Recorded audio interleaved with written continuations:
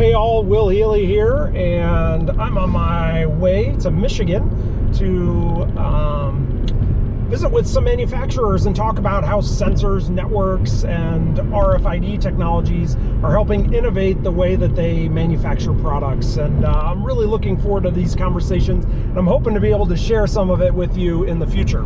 But on December 8th, I will be in New York City for the ATXEast event. And for this conference, I'm going to be talking about condition monitoring and predictive maintenance as a retrofit solution for existing equipment and how you can do that on a budget. I think it's going to be really interesting.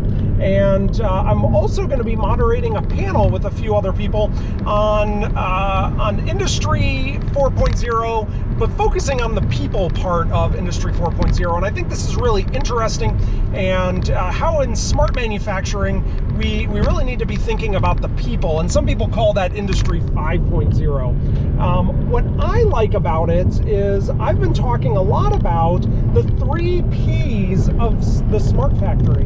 And that's people, process, and product, right? And we have to really work on them in that order. If you've ever tried to implement a technology where you didn't have the process well documented at first, you know that the technology sometimes fails because we didn't do a good job of either aligning the expectations of the people or documenting the process well enough that we can automate it, or the automation doesn't implement well because we didn't have good people or process in place. So working on the people first. Do we have the right training, and do we have the right people? Do we have the right execution and hiring policies, and do we have the people in place that want to do the job that we have? Then do we have the process in place? Do we have the process well documented and the training created so that the people can execute the process well? What do we need in the process to make the process better, so more efficient?